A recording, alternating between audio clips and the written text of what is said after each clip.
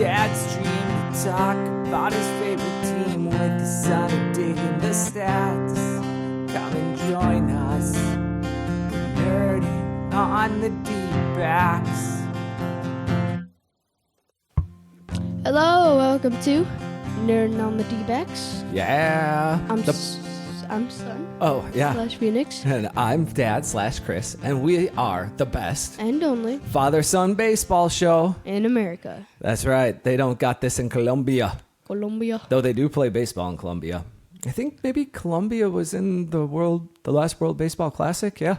Yeah. So, I mean, maybe they do have a father-son baseball show in Colombia. But not like ours. Nope, but not like ours. Do they have a Lourdes jersey? Yeah, that's right. Lourdes Gurriel. Sporting number 12.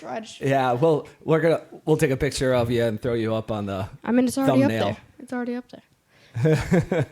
So, yeah. So, if you're joining us for the first time, typically we don't discuss individual games or series and prefer to look at the big picture. And today we're going to focus more on one thing because we have a big trade to talk about. But first, a little bit about, us, I guess. Phoenix, you had a football camp out this past weekend with all your teammates. Yep. That was pretty crazy. Till like 1:30. 2, 3 in the morning. Some of them were up until a little warm in those tents, I imagine. No, it wasn't warm. It was freaking. It felt like the desert. A sweat box, yeah. We are in the desert. We were sleeping in a tent, and there was 4 of us. So it's got to be hot, and it's like 100 degrees. Yeah, I think it was like 94 or something, but yeah, hot in that tent, I imagine. Well, they add like a couple of degrees since we're all, and it's like closed. Yeah, I mean, there's a little opening at the top. Yeah. To vent out, but not a lot. Yeah, and then you had school start. Yeah. Yeah, you went back to school. Yeah. Yeah, awesome. And anybody at school mention the pod to you yet? No. Yeah. Well, it's coming. And then let's see, football practice. You started up football practice again, right? Yep. Yeah. I don't do anything because I'm just a dad and I cart him around to all these things.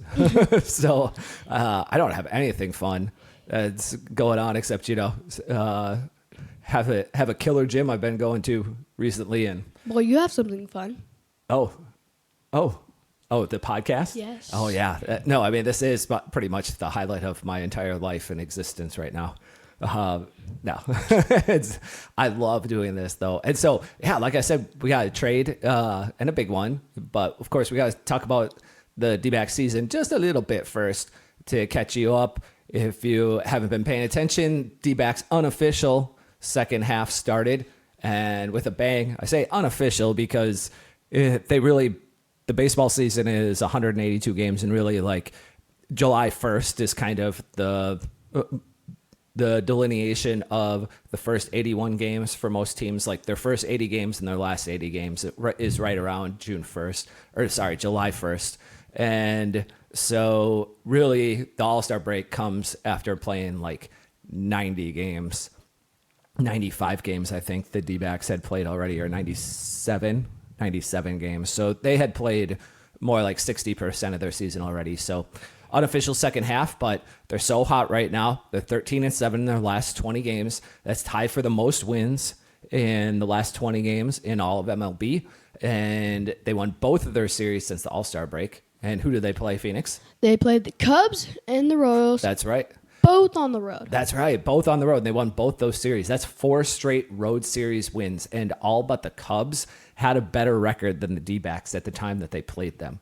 There was no Marlins, no going on the road to play the Marlins or the White Sox or one of those bottom feeder teams. Instead, those games were against, for the most part, legit teams. And even the Cubs are a playoff contending team, even though they didn't have a better record or still don't have a better record than the D-Backs. But to talk about those last 2 road series victories and who are the standout performers in them on both the good and the bad side. Let's go to our favorite segment, Who's Hot and Who's Not. That's right. And of course, we always start with the Who Hot Pitchers. That's right. I said it's getting hot in here. So hot. All right. Awesome.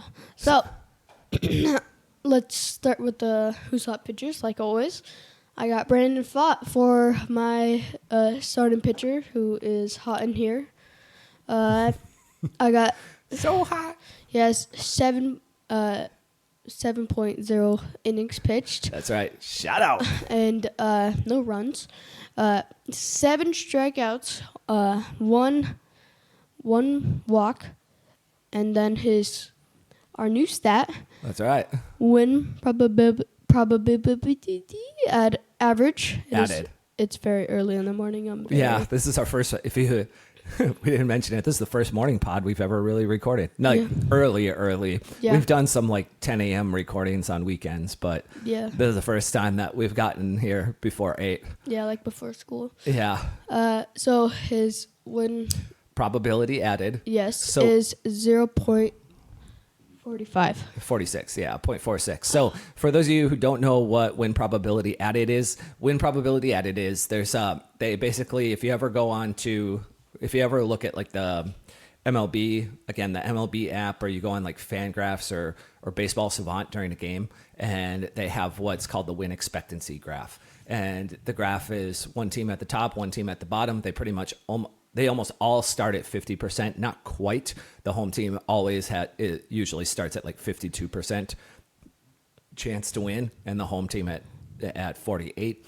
It's about that. And throughout the game, depending on what happens, it changes that win expectancy. So someone might go from a 0.52 if they score in the first inning and take the lead. It might go from like 0.52 to like 0.58. And so for that run, it will give, say, that hitter, a 0.06 WPA, and it will give the pitcher that was pitching a negative 0.06 WPA for that inning. And so that's how WPA is. It's just calculated based on how much, who is performing that puts the team in the lead or loses the lead. And it doesn't impact defense. It's just offense. And typically they just count it towards hitters and then towards pitchers. And that's it. Not even base runners, just hitters. Okay. Yeah. So for the relieving pitcher, I chose Bryce Jarvis. Jarby. He has 3 innings pitched, 0 runs, 3 strikeouts, 3 walks, 0 home runs, and his WPA is 0.22. Yeah. Jarvis had a couple of good outings in there. I don't love the walks to strikeouts, but I've said it all season long. I don't know how he does it. There are some pitchers, and they were actually talking about this on the Athletic, one of the Athletic baseball shows, how teams have gotten so, and even fans have gotten so obsessed with pitchers who strike out guys and don't walk guys. But there is like a new breed of pitcher coming in now that it kind of breaks the mold and is not striking out guys and is walking guys, but is not giving up runs. And maybe that's sustainable. Maybe it's not. We don't know yet. But Bryce Jarvis looks like one of those guys. He doesn't strike out a lot, though he did this past week. He walks way too many guys. He's got about a 1-to-1 strikeout to walk ratio, which is typically going to kill you in the long run. You're just not going to be able to sustain. But Yeah. he is doing it. And actually, even over the last month or so of his pitching, he's got a FIP that is under 4. So that's impressive. Oh, yeah. Like his FIP for the season is over 5, I think, still. But for the last month, it's been under 4, and maybe he is able to keep this up. I'm not sure, but I would love to see it. He, depending on what the Dbacks do here for additional trades, he may not get the opportunity to finish out the season with the team, but we'll see what happens. Yeah. So, Ketel Marte, his OPS. MVP. All right. We got his OPS is 1.199, and he has 22 plate appearances. He has 3 home runs and 3 walks, 5 runs, and 7 RBIs, and Yeah. 0 steals. His WPA is 0.18. Yeah, he had a pretty big home run in the series clincher against the Royals on Wednesday night. That was awesome, and it ended up turning into needing to be a very, very important home run because at that point when he hit that, the D-backs were up 5-4, and that home run put them up 8-6, and then Sewell came in to close the door, and he gave up 2 runs, and if Ketel Marte had not hit that home run, D-backs probably would have lost 6-5, but because he hit that home run. So even though his WPA is not that large because of the fact that the team was already up in the 9th inning when he hit that home run, it ended up being crucial that he hit that home run because, yeah. Slade. Yeah, he ended up coming back, or the Royals still made it interesting in the 8th with a couple more. So for another hot the 9th. Sorry, 9th. Go ahead. Another hot pitcher who used to be really on the ice baby list. And now he's been floating on the hot list for, what, a month now? Yep. It's Eugenio Suarez. Yeah. I was going to put Alec Thomas, but he only had like 10 or 11 plate appearances. Yeah. And I think like if you're under 15, you just haven't played enough. Yeah. No, do you remember what Thomas's OPS was? Oh, it was like 1 point. Oh, so yeah, he's been on fire. 150. Yeah, it's kind of looked like that too. When I was looking at his game logs, he looked like he'd been playing really well in his brief time. But yeah. But we're talking about Eugenio Suarez. So Eugenio Suarez's OPS is .882. He has 20 plate appearances, 1 double, 2 home runs, 0 walks, 2 runs, 3 RBIs, and 0 steals.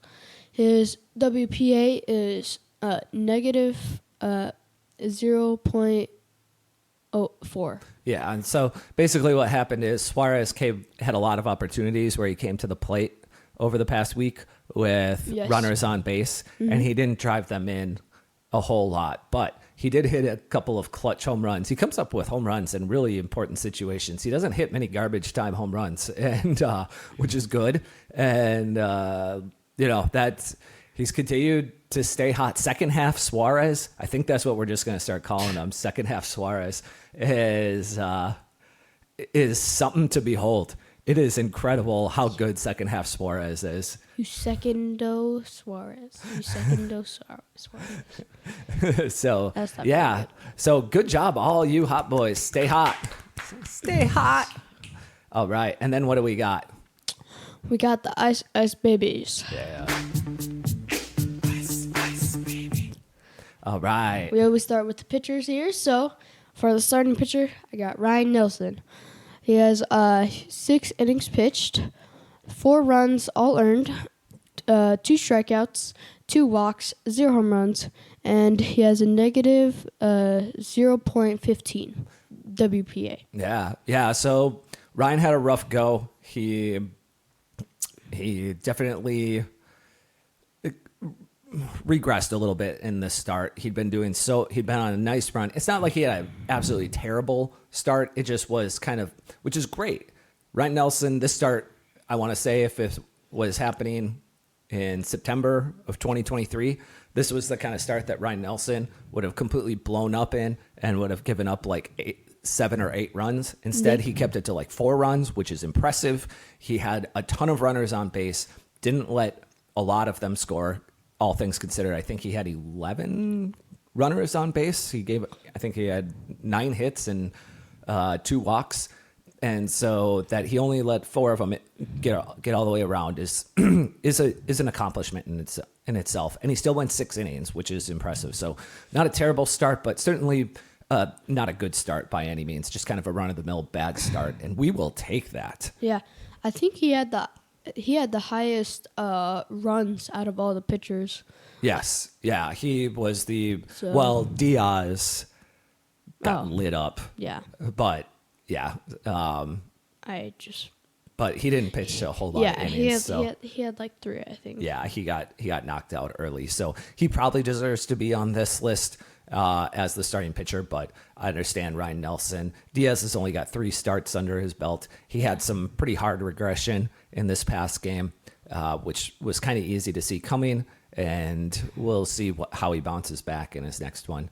But Ryan, I got no concerns about Ryan long term. He's looking great. He pitched well. Yeah. He pitched poorly, but not terribly, and that's awesome. So next we got Paul Sewald. He has 2 innings pitched, 2 runs all earned, 1 strikeout, 0 home runs, and his WPA is 0.6. Yeah, 0.06. Yeah, I absolutely love that Paul Sewald is our cold pitcher. This is kind of the situation we were talking about before, where if a guy's not performing that poorly, we probably shouldn't even include him on the list. He had 1 clean appearance where I believe he got a save, and then, which is why he's got a WPA at 0.06 like he does, because he did give up 2 runs in the bottom of the 9th, but still got out of it without losing the game, and that's why he's got a positive WPA. So he pitched good, well enough to not lose anything for the D-backs, and that's awesome. So good job, Paul Sewald. I think he was. He has been a little cold. His ERA has gone from like 1 to 3.5 in like a 3-week span of games, but he's given up runs in more often than not in like his last 6 or 7 appearances. But I feel like I'm not worried about him in the long run. He's Paul Sewald. He's good. His velocity is down a little bit this season, which is a concern for sure. But maybe he'll get it up like Jordan Montgomery. Yeah. So we got the ice hitters. So for the first one is Christian Walker. I'm not saying that he was like cold. It might just be that the pitchers were just like pitching like a lot of like outside, and his OPS is .596. He has 22 plate appearances, 1 double, 0 triples. He still got a home run out of it. He has 1 walk, 2 runs, and 2 RBIs. 0 steals, negative 0.25 for his WPA. Yeah, that's going to happen when you're the 4 batter. The 4 batter comes to the plate with, I believe the 4 batter in the lineup comes to the plate with runners on base more often than any other spot in the lineup. Maybe the 5th spot has runners on base more often than the 4th. I'm not certain, but those 2 spots come to the plate with runners on base all the time, more than the rest of the spots in the lineup. What's kind of surprising? Besides the leadoff man, do you know what batter in the lineup comes up to the plate most often with no runners on? The most contact hitter? Percentage-wise, now it's the 3rd batter in the lineup. It's kind of crazy. The 3rd batter in the lineup is usually comes up with nobody on. It's why Marte keeps batting 1st and 2nd, and Walker. Those are their 2 best hitters, right? Marte and Walker, and they keep batting 1st and 2nd. Marte, and then Walker bats 4th, and then they just put other guys in at the 3 spot because it's not as important as 1, 2, and 4 in the lineup. It's probably like the 5th most important spot in the lineup is your 3 batter. I think it's because it's an odd number and they're trying to be mean to it. That is why. Absolutely. It's not because they're trying to win baseball games. That would be silly. Yeah. Who does that? And for our next ice hitter, it hurts me to say this very much since I'm wearing his jersey. It's Lourdes Gurriel. Yeah. Let's have a moment of silence. Kidding. His OPS is .316. That's pretty bad. His plate appearances are 19. He has zero doubles and 0 home runs, 0 walks, 2 runs, 0 RBIs, and 1 steal. I'm shocked that he doesn't have a walk. I'm kidding. That's a joke. Oh. He doesn't walk. I thought you would make a joke about Christian Walker, and I'm surprised he doesn't have more walkers. He walks a lot. It's amazing. He does take a lot of walks. And Lourdes Gurriel's WPA is negative 0.17. Yeah, going back to Christian Walker, he's either walking or trotting. Yeah. Lots of walks, lots of home runs, and lots of trots into second. They call him Christian Walker for a reason. So, yeah, those two guys. I mean, Walker. Both those guys were on the cold list last week too, and hopefully they can pull it out. Walker, both of them are about the same OPS range too that they were at. So maybe it was just a bad week. It's rough because those guys are usually batting like fourth and fifth in the lineup, and so kind of need them to be stepping up if we're going to score more runs. Regardless, the D-backs have been winning those games, so that part is absolutely awesome. And I actually had a whole lot of things to talk about how they've been winning those games, but I think we're probably going to put that off to the side and maybe put out a bonus episode or just talk about it in the next one. But let's talk about the trade. The big trade. The trade. Yeah, which is crazy with how well their bullpen has been pitching for the most part. But they made a trade for left-handed relief pitcher AJ Puk, who is coming over from the Marlins, and they gave up Davison De Los Santos and Andrew Pintar. And we're going to talk about both Pintar and Santos. But first, let's talk about AJ Puk, the guy that we got. Who's AJ Puk? So it's a great name, right? Yeah. After you heard all the hail coming down last night at our house here. Oh, what? There was hail? Yeah. Oh my God. Sounded, our house was getting... I thought that was lightning. No, that was hail. And so I'm pretty sure I'm going to call this episode Puck-Sized Hail. I think it's a great one. I thought AJ Puk would be a hockey player. Yeah, that would have been... He's a little tall. I forget exactly how tall AJ Puk is, but... So are hockey players. Not that tall. Let's see. Yeah, how tall is AJ Puk? Exactly. We're talking... I know he's a big guy. So AJ Puk, he is a former first-round pick. He was number 6 in the first round, specifically taken by the A's. He was a college pitcher. He's 6'7". That's how tall he is. 6'7". I'm not sure, but that might be the tallest guy in the bullpen now. That might be the tallest guy on the team. AJ Puk. But the tallest guy in hockey. No. I didn't think so. So Puk was kind of expected to be a fast riser when he came up through the system, but he really took his time. He didn't make it until it took him a couple of seasons to make it, which as a college pitcher, and they had already converted him to relief pitcher. That's why I say it took a little while, because once they realized he couldn't be a starter, his entire career, he was a relief pitcher. He pitched 4 full seasons as a relief pitcher. And then earlier this season, the Marlins tried him out as a starting pitcher. They gave him 4 starts, and he was horrific. He gave up, I think, 13 runs or 14 runs in 12 or 13 innings. Yikes. It was pretty ugly. He was averaging like 3 innings a start and giving up more than a run per inning pitched. Those were earned runs. He actually gave up like a total of 17 or 18 runs scored because of wild pitches and errors behind him. So he just was not good but he's been amazing as a relief pitcher since they moved him back into relief. And he's been a very good relief pitcher his entire career. And he's in the midst of a career year right now. This is the best he's ever pitched. He, like I said, after he moved back to the bullpen, he has just been so dominant as a lefty, which is insane. He throws super hard. He averages 95.3 on his fastball, 95.3 miles per hour. That's harder than everyone on the team except for Supermart and the Gink. And on top of that, he has lots of movement, and he pairs that with a nasty, nasty slider. He's pretty much death on lefties, and he's having the best year of his career out of the bullpen. And I kind of wonder, so when AJ Puk was expected to be a starting pitcher coming into this season. And so he prepped all offseason to become a starting pitcher, right? Yes. And I think instead of a relief pitcher, which is what he's always prepped for during the offseason, is to be a relief pitcher.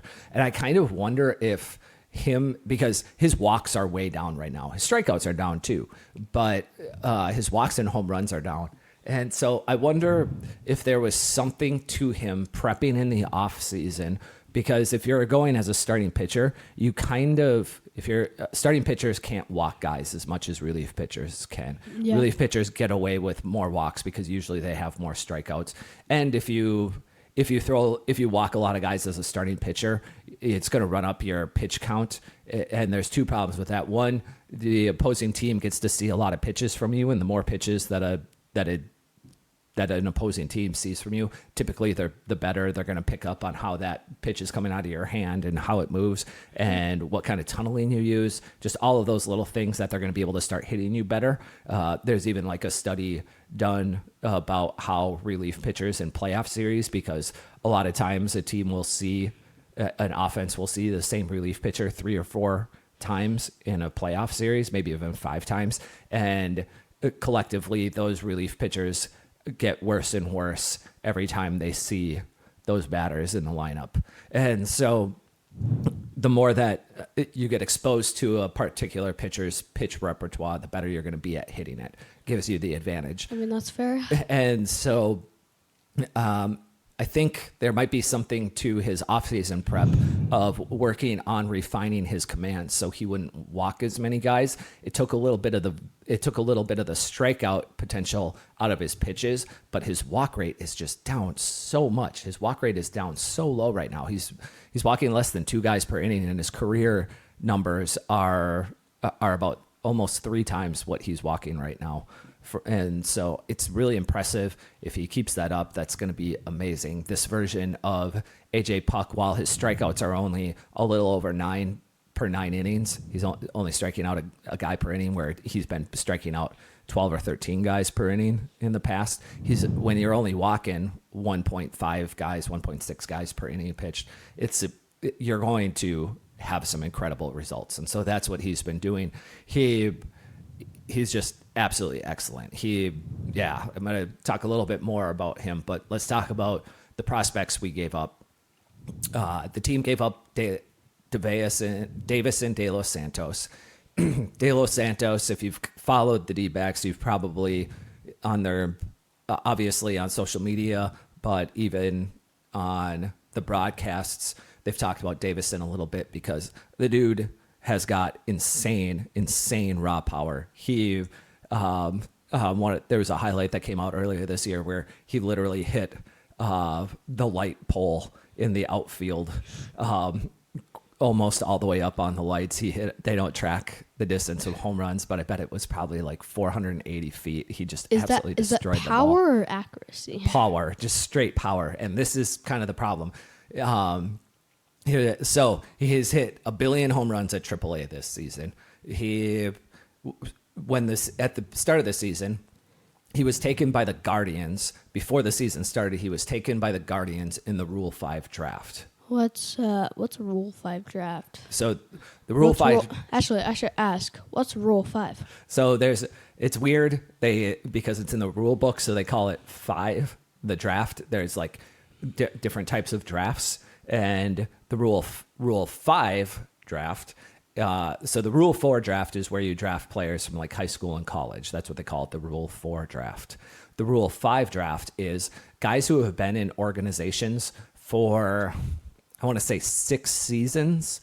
After their 6th, a lot of seasons. Yeah, after their 6th season, you got to consider a lot of these guys who come from Latin American countries and really just kind of outside of North America in general. Mm-hmm.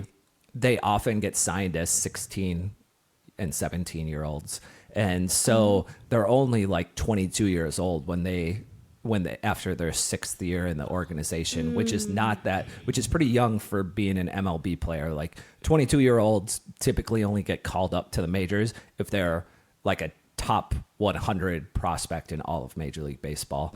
And so he'd been in the organization for quite a while.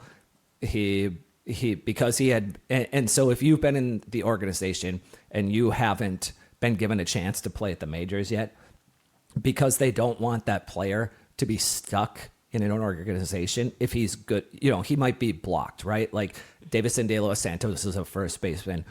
The Diamondbacks have Christian Walker at first base, one of the Gold Gloves, right? One of the 5 best first basemen in all of Major League Baseball. You're not going to move Christian Walker off first base. Davison De Los Santos can't play any other positions, so Davison De Los Santos is stuck in the minors, and because maybe he is good enough that he could be the starting first baseman for another team, which is probably what's going to happen now. He's almost certainly going to be the starting first baseman for the Marlins before the end of the season. Definitely. And so, if you hit a light pole, he's got light tower power, and so he can hit a light pole and he gets praised for it. But if I hit a light pole, I get in trouble.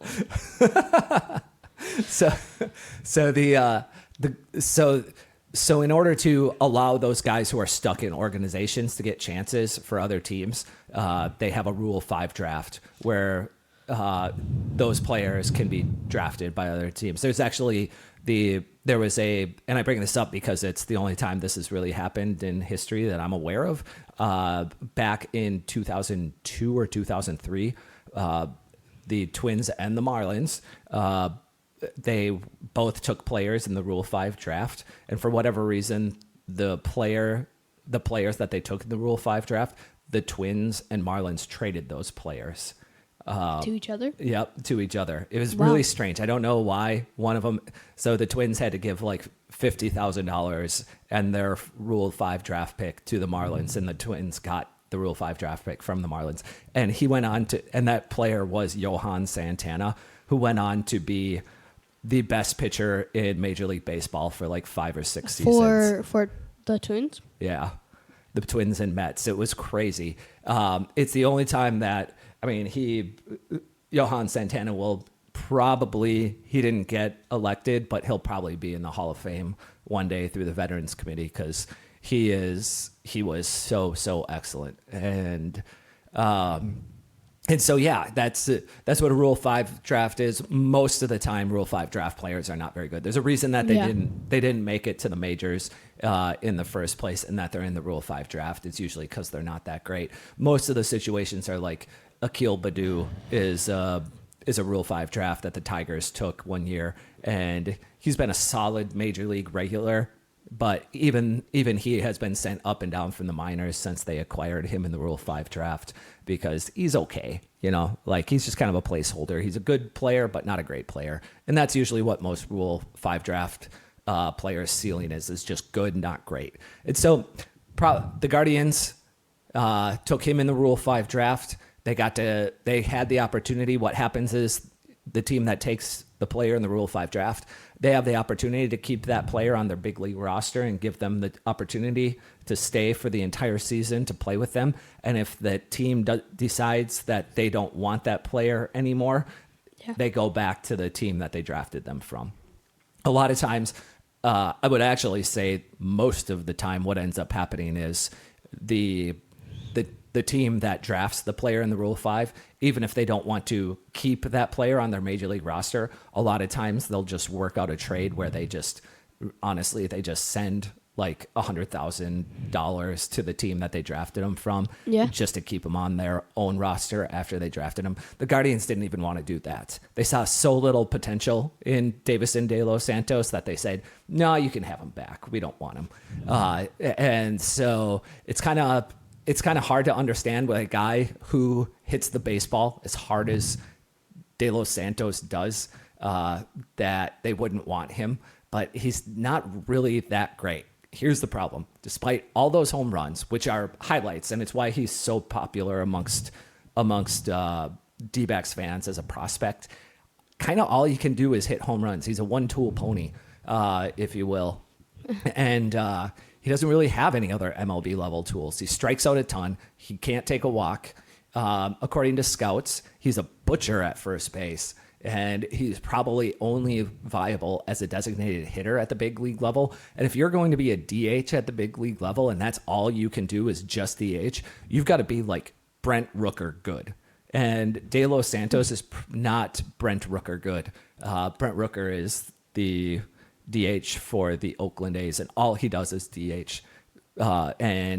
Or you got to be like Jock Peterson good. Jock Peterson is just a DH, and that's all he is. And he's just not that good. Like, you can't just be Brandon Belt good. Brandon Belt was fantastic last year. And when all you can do is hit the baseball and you can't play in the field, you've got to absolutely destroy the baseball. You've got to be one of the elite hitters or one of the better hitters in all of Major League Baseball. Or you have to be a guy who walks a lot, which is Jock Peterson. Yeah, right.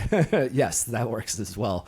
And so he kind of reminds me, I don't know how many of you people listening to this are going to remember who this is, but he reminds me of a player in the 2010s.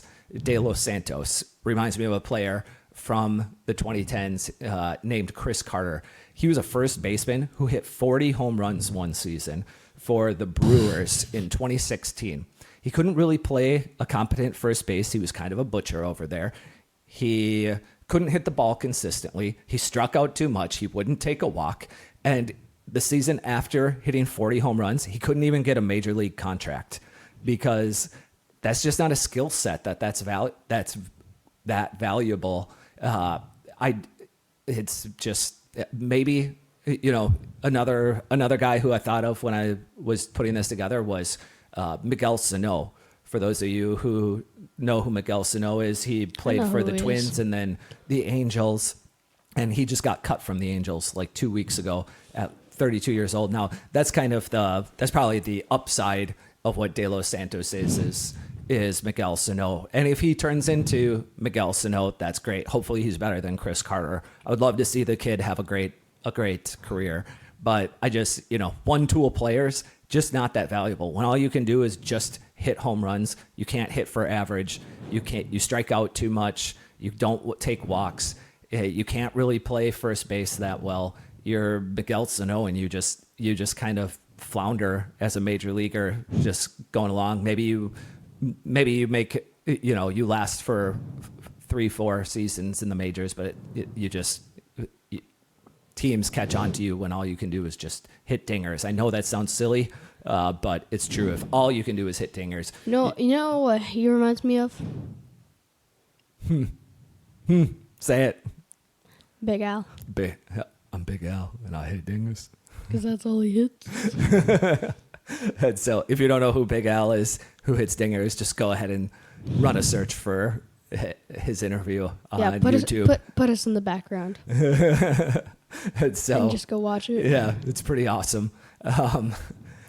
Big Al and I hit dingers. It's great. You showed me that when I was like 5 or something. I know. And Big Al, all Big Al did was hit dingers. He was like 14 at the time, and he is not anywhere in affiliated Major League Baseball right now, despite hitting dingers, because he did hit a lot of dingers in the Little League World Series. He was pretty good. So all the home runs, like I said about De Los Santos, all the home runs make him a human highlight, but he's not really a valuable puzzle piece in building a championship team. Baseball America, just to kind of make the point, Baseball America, which is a prospect. I don't actually like Baseball America all the time. They generally ignore downside when it comes to evaluations. Pretty much all they care about is tools. They just like toolsy players and what the ceiling is for them, not really how good at baseball they are. And so Baseball America, they ranked him 8th in their midseason rankings for the Dbacks, which is not that awesome for a guy who hits that hard. He was in Reno, which is a very hitter-friendly park. After you adjust his offense for the park, he's only got a 119 WRC plus this season, and that's not very good for a guy who can't play in the field. For example, like I want to say Alec Thomas at AAA. He had something like a 145 OP or WRC plus in Reno. Like that, and he plays a Gold Glove center field. Like you have to be smashing like Holy. a 160 OPS or WRC plus in the minors in order to be a career DH in the majors. It's just so hard. Yeah. There are just a lot of guys that can put up a WRC plus of 120 and play amazing defense in the minors at AAA, and De Los Santos is far from that. And so he was only ranked 8th by Baseball America is a pretty big red flag because his floor is pretty ugly. And he was ranked 12th by Fangraphs. And so that's probably a little closer. I do think he could potentially be a valuable major league player. I just don't think it's very unlikely that he turns into Brent Rooker or David Ortiz or, Shohei, Marcelo Ozuna, guys like that. I just doubt Yordan Alvarez. That's just not the level of hitter he is. He is, like I said, he just doesn't have a lot of tools that are going to help a team out. So he was fine. His value to the team as a trade chip. Like that's where he's going to have his most value, not on his performance. And so Hazen cashed him in for that. And maybe he figures out how to lay off pitches. Maybe he finds a way to hit the ball more often to the gaps for singles and doubles. I doubt it though.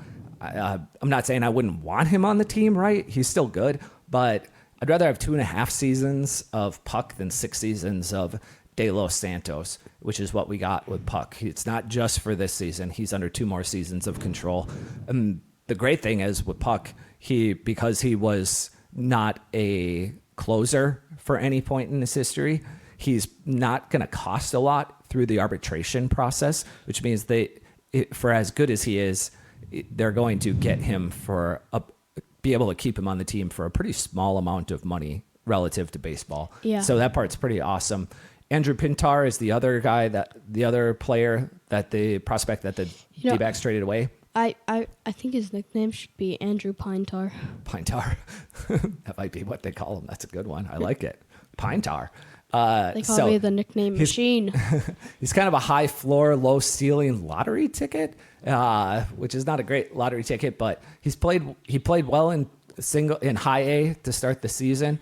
And anytime that you're looking at stats for a player in the minors and you see A plus, that means high A. Whereas if you just see an A, it means low A. And high A plays more games than low A does.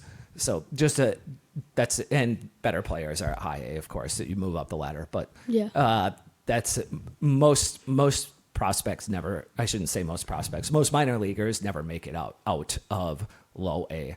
That's just, a lot of guys will go play 1 season of low A, find out that they don't have what it takes to be a professional baseball player in affiliated ball, and then they'll go do something else for the rest of their lives. But so high A, he hit really well there. He plays a legit center field, but he struggled in his first 10 games at AA. Then he got hurt. And so they traded him away now. Like I said, he does play a legit center field. D-backs don't have a lot of those in the minors. It kind of actually leaves Short King Jorge Barrosa as the only true center fielder in the entire minor league system.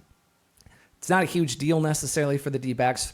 They right now have 3 guys on the MLB roster that are legit center fielders. So having only 1 in the minors isn't that big of a deal.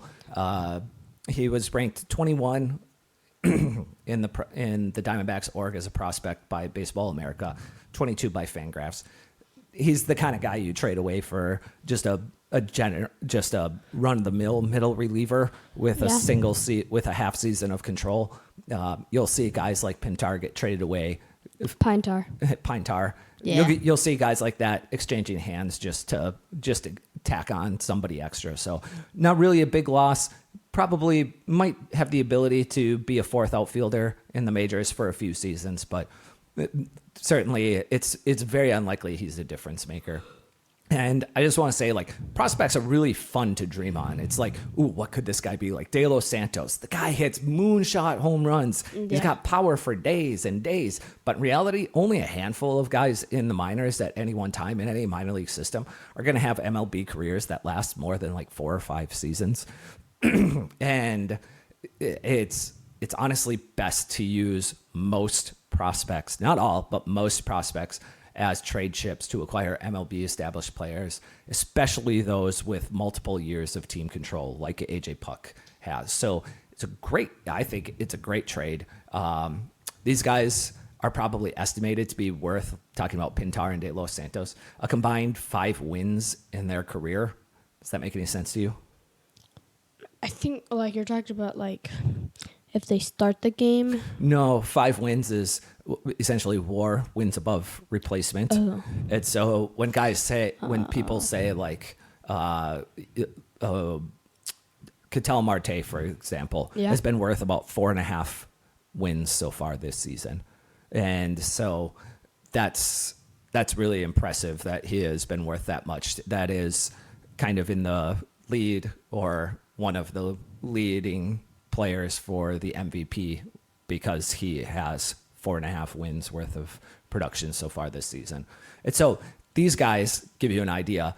Ketel Marte is probably going to be more valuable than these 2 guys are in just one season versus these guys' combined careers.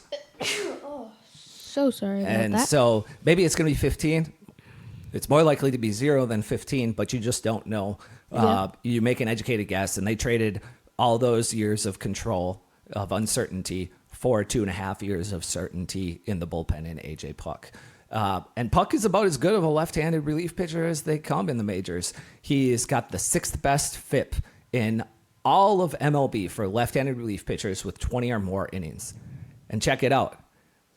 One of the guys who's above him in the top 5 is Joe Mantiply. So the D-backs now have, I would argue, and I think it's hard to argue against it, the best left-handed relief pitching tandem in all of Major League Baseball. They are going to be shutting down pretty much any left-handed hitters that come to the plate in the last few innings of any game. It's going to be absolutely incredible to see how they shut down lefties. I can't wait to put them on the Who's Hot list. Yeah, right. Yes, I agree. Not the cold list. They definitely, like I said about them having the best left-handed relief pitching tandem, they definitely have the best tandem by the numbers. And the bullpen now for the D-backs is so much better, much, much, much better. They'll have decent relief pitchers. Not only are they going to be able to hold leads better, but they've been doing a pretty good job of holding leads for the last month anyway. That's not really, I don't think, you get a marginal improvement over Ryan Thompson or Joe Mantiply, for example. The one thing that this guy does is, it's kind of what I had been talking about all season. The D-backs need relief pitchers that strike guys out, right? I love relief pitchers. Relief pitchers that strike guys out, and they got that in AJ Puk. So now they have another strikeout weapon out there besides Martinez and Ginkel. Yeah, now we have a good bullpen. Right? Yes, we have a very good bullpen. It used to be. It's been one of the worst on the season. They're still in the bottom 5 in just about anything over any length of time over the last 20 games, the last 40 games, the last 60 games, the full season, whatever it is. Maybe Puk is the miracle. Yeah, well, the big thing is those numbers are super inflated by the dudes that they've been cycling through the 7th and 8th spot in the bullpen, and now their 7th and 8th spot relief pitchers are going to be Jarvis and Castro, and Bryce Jarvis, who's been pitching better, and Miguel Castro, who's been a very good pitcher in the past and still has really good stuff. But what this does is, yes, it helps them hold leads better, but what it's really going to do is it's going to allow them to hold the opposing team at just like a 1 or 2 run lead when they get behind or tied, rather than never be able to catch up. Sorry about that. Okay, and back. So if the D-backs get behind by a run or 2 late in a game, instead of bringing in Villargo or Hughes or Hollowell or Castellanos, now they're going to be bringing in Jarvis and Castro and Mantiply and possibly Thompson.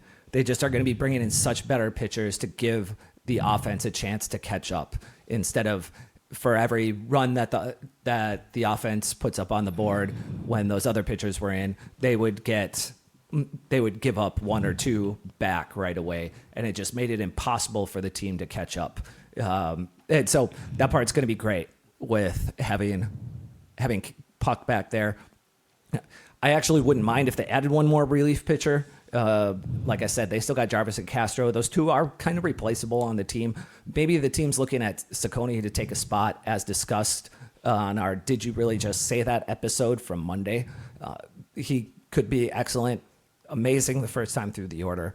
And then in a perfect world, as far as more trades are concerned, like I said, maybe one more relief pitcher, swapping McCarthy and Newman out indirectly for a right-handed hitting outfielder and a left-handed hitting infielder, because right now most of McCarthy's plate appearances are coming against left-handed pitching, which is really rough for a left-handed hitter. And his OPS has just gone off a cliff over the past about month since Alec Thomas has come back. And it's because McCarthy's getting all his starts against lefties when they decide to sit Thomas or Carroll. And McCarthy doesn't get to hit against righties very much, and it's killing his OPS. So trade him now while his value's at the highest it will ever be. And it's ironic they have a left-handed hitting outfielder and they need a right-handed hitting outfielder. And they have a right-handed hitting infielder and they need a left-handed hitting infielder. They kind of just need to swap those two guys out for the infield and outfield version of the other, and they would be crushing it. Yes. And I don't really expect that to happen, and it may not be best to shake up the clubhouse like that by trading out McCarthy and Newman. But on paper, it looks like the most productive way for this team to go forward and fill all their holes. Yep. So and that's it. Yeah, thank you much. Please like, comment, subscribe, channel your inner kindergartner. And share. Yeah, and we'll check you on the next time. Thanks for hanging out with us for the last hour. Let's go Dbacks. Let's go Dbacks. Take it away, Limerick.